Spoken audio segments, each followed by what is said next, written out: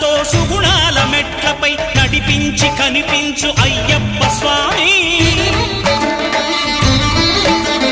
మకర సంక్రాంతి సజ్జోతివై అరుదెంచి మహిమలను చూపించు మణికంఠ స్వామి.